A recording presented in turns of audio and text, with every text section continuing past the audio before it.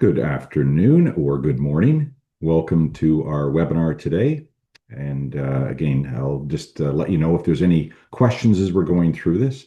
Please feel free to throw them in the Q&A.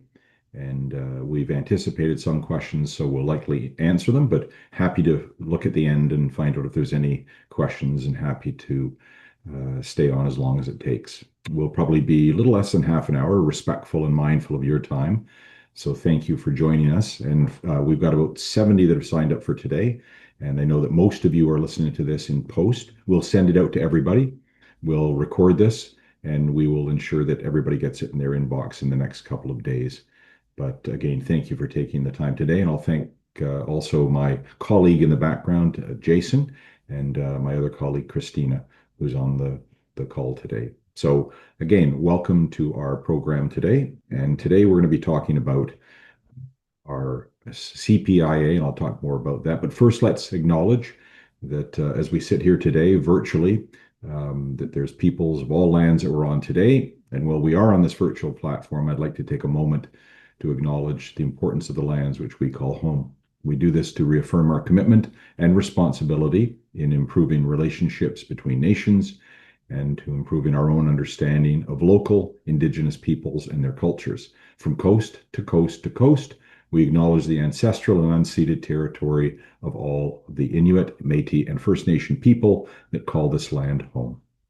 Please join me in a moment of reflection to acknowledge the effect of residential schools and colonialism on Indigenous families and communities to consider how we are and can each, in our own way, try to move forward in a spirit of reconciliation and collaboration. So welcome to today's webinar. Welcome to the Queen's University School of Business.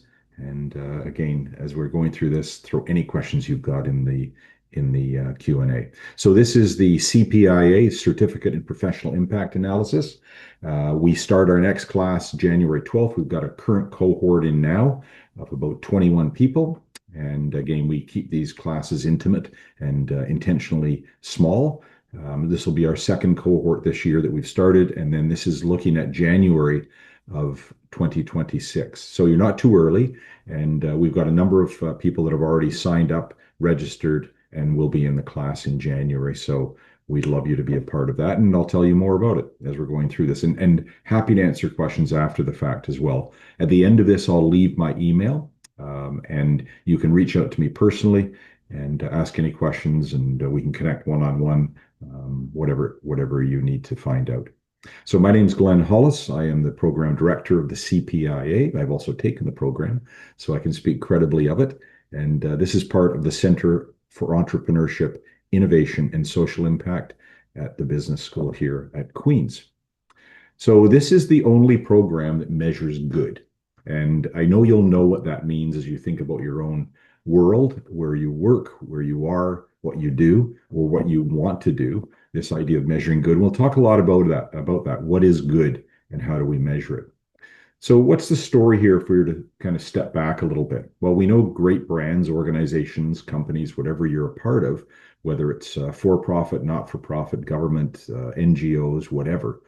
The great ones have a greater sense of purpose. They understand what they're doing, why they're in the business, why they're in the organization. And their leaders, they care. They care about people, planet, and communities. These leaders, as part of these great brands, they put the money and they put the effort and energy and resources where things are important, where the head and heart are. And this is the impact projects that they invest in, this idea of doing good. And we'll talk more about that, as I say. And organizations that do this, they are typically a lot more sticky when it comes to their employees. If they've got customers, if they've got people that invest or fund them, they tend to have more loyalty. And this is an important part of being a great organization. Plain and simple, doing more good is good for an organization's success, and it's good for the world. So our mission here, as we put this program together, is very simple. We want to enable leaders like you, enable them to measure good. The more you can measure, the more you can understand, are you moving the needle in the right direction? The more you can communicate that, and ultimately, the more good you can do. And that's an important piece. So there's a lot of different impact projects, and this is just a small sample, but they typically fall into two camps, this idea of community or societal betterment projects. And this could be CIBC's Run for the Cure, Tim Hortons Children's Foundation, could be government, putting in new roads, creating new schools, organizations at the municipal, provincial, or federal level. Or it could be, organizations like World Vision that are helping to prevent malaria, mosquito nets, or feeding children in third world countries. How do you measure that? How are you able to measure it so that you can do more of it? The other area is this idea of business for good or corporate social responsibility investments. And there's a number of different examples, could include ESG investing, could include an organization like Ocean Steel. One of the students that was in the program that I ran, really looking at customers demanding an opportunity to purchase green steel. So is it good for the world? Sure, you measure that in terms of carbon footprint, but is it going to be good for the company? And these are the business projects that we talk about. And there's a number of different business projects, business for good or CSR projects that we'll get into in a little more detail. So how do you measure these good investments? And this is the big question, because there's been a lot of proxy ways of measuring things. People believe they're doing good. They think they're doing good, but to have an empirical, evidence-based measure of impact projects is really the best way to do it.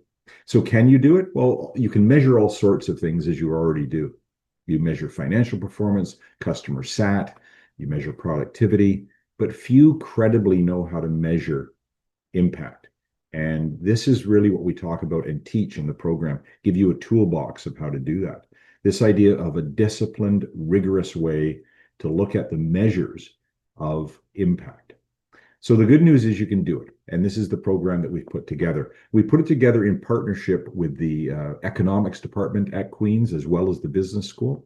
And these tools and ROI measures for social investments or impact projects is a growing field. And there's more and more people that are either on the fringe of it, they're into it directly, but don't know how to measure things. And they certainly have a lot of stakeholders that are interested in understanding what is the measure of impact. And indeed, this chief impact officer is a growing career. So stakeholders are all over the place, and they're creating more and more scrutiny and demand for measure when it comes to impact. This could be customers, this could be suppliers, employees, could be shareholders, community, government, influencers, whatever the case might be. There's a lot more desire for understanding how do you measure impact projects that are going on. And there's increasing demand, and a lot of companies are really being asked to help, really tease out the proof of are they actually moving the needle with their limited dollars. So we've brought this forward in a very smart, impactful way to be able to look at these investments and measure them, and ultimately so that you can do more of them. So if you think about a comparative way to look at this idea of, you measure financial performance, you do that to certainly be a part of compliance and reporting, as you must be, but also really to make better decisions. And that's no different than when we look at impact projects. It is right alongside financial performance, and it is certainly looking at evidence and a disciplined way to go about measuring impact. And the transparency that's part of that is what is more and more in demand. So how do you do it? Well, through a program like this. And this is one of its kind in Canada. And it really is, again, an economics-based business focus with an eye to both for-profit and not-for-profit. But it looks at things like impact foundations, impact accounting. And don't worry, it's not an accounting course, but you'll certainly understand the measures. And then evaluating and learning and reporting. Critically, so much of this is telling a good story. Good intentions are not enough. You must be able to tell, measure, and then tell the story of how you're actually moving the needle or not. And you want to understand, should we put our money in a different place when it comes to impact projects? Because money's finite. And whether that's something that shareholders invest in, companies, organizations do themselves, or they've got benefactors that are providing them with money, whether a for-profit or not-for-profit kind of approach. You need to be answering the mail, are we moving the needle? So let me talk a little bit about the content and delivery approach to this program. It's intentionally flexible. We built it that way. We built it around busy schedules like yours, and we've done it so that you can do it from your home, your business, wherever you might be, the organization you're a part of, and it's very flexible. So there's 3 modules, and it's spread out beautifully, comfortably over 6 months. And these 3 modules, each of the modules is made up of 4 lectures, and you get a lecture a week when the program starts, and we know this one starts mid-January. So a lecture a week, a mini quiz, a mini assignment that is based on that content. And then you do that for 4 weeks. So the first module completed, it ends with a capstone. And the capstone is a day where you gather with all of your colleagues in the program, with the professors, you gather with coaches that you'll be that will be a part of your program. And the coaches work with all the students. We put you into groups, and you're in this capstone day where it's virtual, but you're gathered together. There's networking, discussions, cases, and you bring to life the whole lecture that you brought, that you were part of the prior weeks. We repeat that for the next 2 modules as well. So 3 modules spread out beautifully over 6 months, 3 capstones, and then at the end of all of this, you've got a final exam, virtual, but it's based on all of the mini quizzes and assignments and the content that you've enjoyed. Every week, there's a live coffee chat, an optional coffee chat that you can take in with the professor to talk about the content from that current week. Or sometimes other things are brought up. The professor has brought up, let's take a look at tariffs. We hear a lot about it. Let's talk about that in terms of how it impacts different organizations, and what tariffs truly are. That's one example that took place in one of the coffee chats. So intentionally flexible, designed to work with busy executives like yourself. And the 3 modules, the total cost, everything in, is $7,500 plus tax. There's a T2202 that's issued, so it is tax deductible. You can spread out the $7,500 over the 6 months, $2,500 per module, and it includes everything. The lectures, the content, the coffee chats, all of the capstone days, the coaches, the final exam, the certification, etc.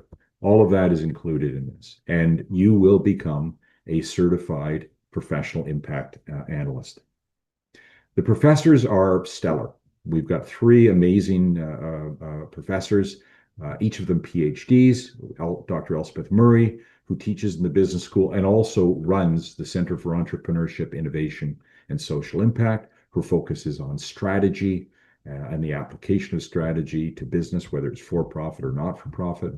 And we've got Dr. Bauman Kashi and Dr. Chris Cotton. Both of them are economics professors, and they created the program some years ago, and we've updated it for the business school itself. But again, the combination of these 3 professors, along with coaches, it really provides a stellar kind of base on which to grow.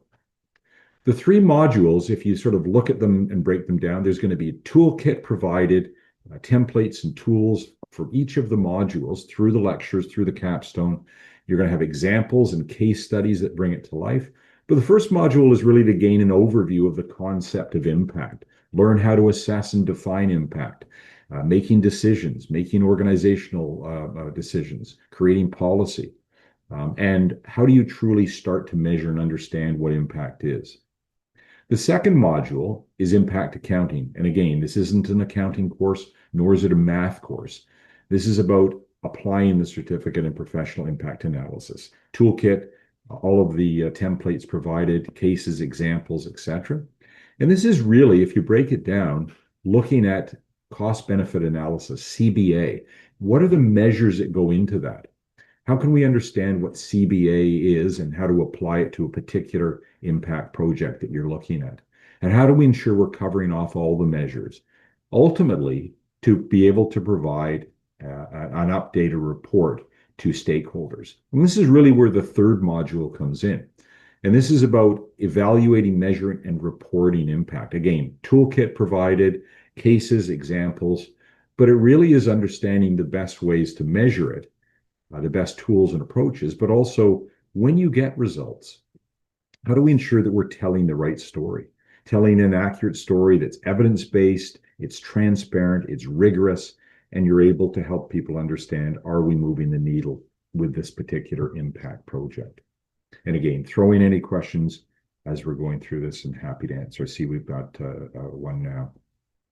So let's talk a little bit about, just as an example, some of the impact cases that we've got as part of the program. So an example here is Coca-Cola, switching to social plastic, moving from traditional bottles or other plastics to recycled plastic.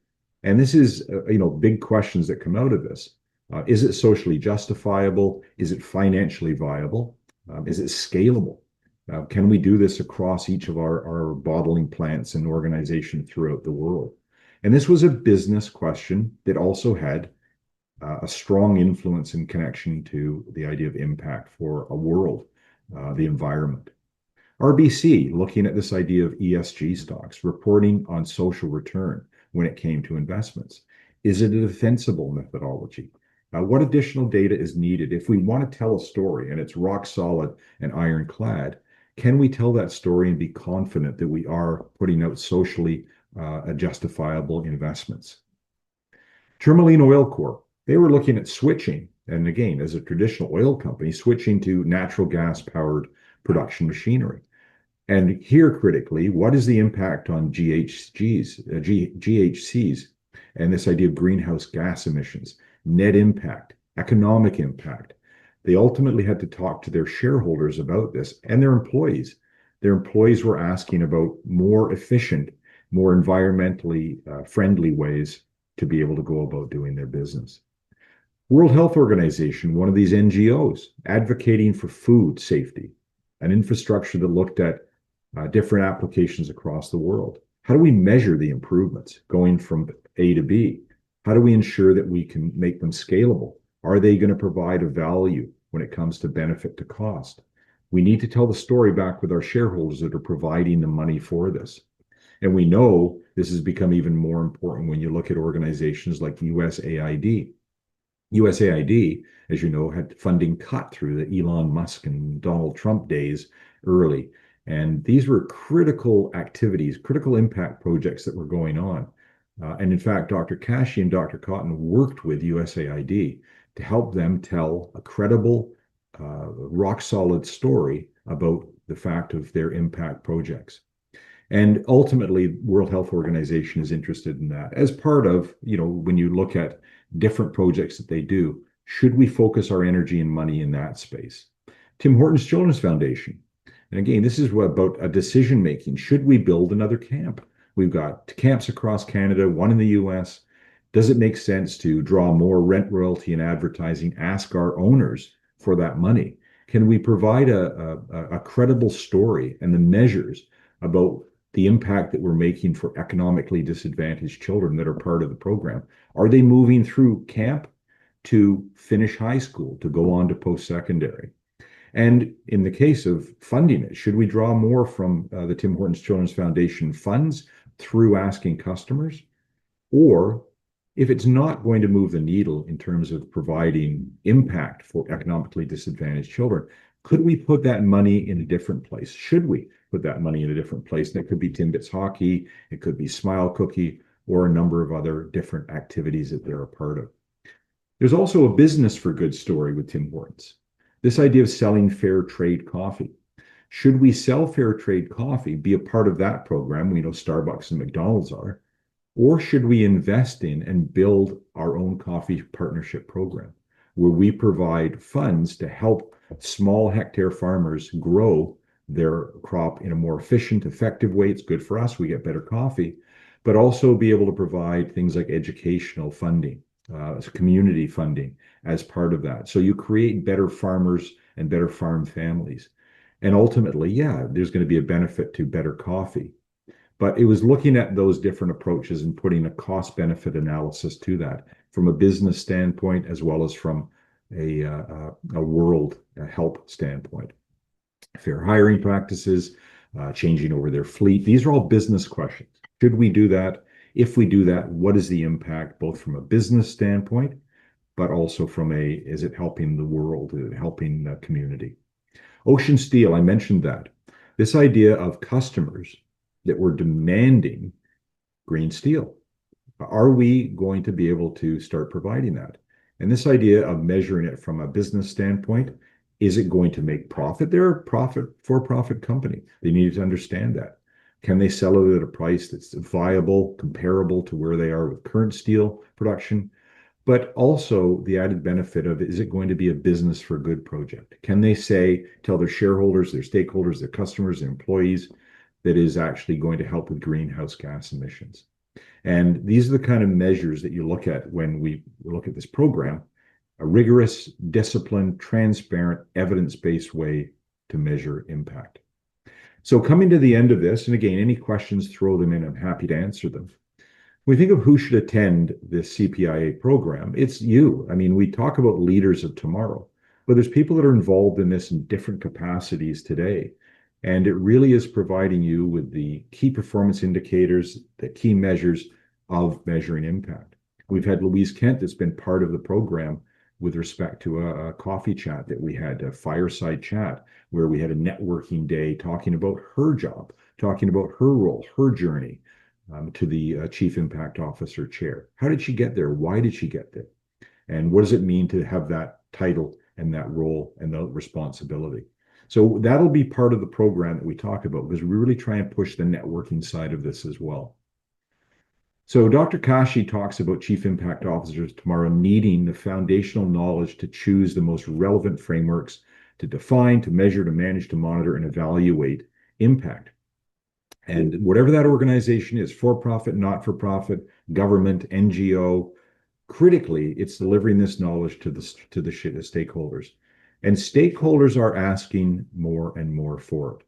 And that's probably one of the main reasons that we put this program together and moved it to the business school as well, was to be able to provide a more wider swath of application, because we know that you and leaders are getting more and more questions around this idea of impact and measuring it. So coming to the end of this, there's my email. But again, I'd invite you to hop on the website, take a look at the Certificate in Professional Impact Analysis at the website. You can look up Queen's Business School. You can look up Smith CPIA. You can look up CPIA, Smith, whatever it might be, Queen's. But take a look, and it provides a great deal of detail, more than I've got as part of this program. But again, happy to answer any questions. Feel free to reach out to me. I'll look for questions now. And as you think about anything that wasn't answered, please feel free to throw that in the Q&A, and happy to answer that. So we'll go to that and take a look now. And I'll leave that up there. We've got questions that we want to get to, but I'll leave that up for now as we're going through this. So let me take a look at the Q&A. So what is the situation regarding fees? How much does this course program cost? So if you didn't see that through the session, $7,500 includes everything. You can break that into a 6-month payment, so $2,500 per module. There's 3 modules. It includes all of the content, all of the networking sessions, all of the capstone days, coaching, access through live sessions to the professors at Coffee Chat Day. It includes full exam and certification. So that is all inclusive. And there's also, we issue T2202 CRA forms that are, and you can apply and write this off against any income. So that's a benefit. Are there any educational requirements or professional experience to be admitted in the course? No. We typically have people that are at the manager, senior manager, director, vice president level. So pretty wide as I'm looking at the different students that are in this. And these students typically are in many different organizations: consumer packaged goods, banking, finance, government on all 3 levels that we've had, municipal, provincial, federal. And we've also had students that have been part of NGOs like World Vision and other organizations as well. So there's no educational requirement. You don't need to have a business undergraduate. We certainly have a lot of students that are alumni from the business school. But again, you're going to find that there's a pretty wide variety of colleagues that you'll network with. And intentionally, we bring you together to network. But It is a pretty wide and varied field, and it touches many different disciplines within organizations, from marketing to corporate communications to finance, brand management, and of course, all organizational roles through government as well, funding roads, putting new schools in place, creating food programs, all different kinds of things. Is there any post-completion support to get any position in any organizations? We have created a networking group of alumni. We've got a LinkedIn page that connects everybody. We provide white papers and information. And as I mentioned, we're going to have networking days through the program.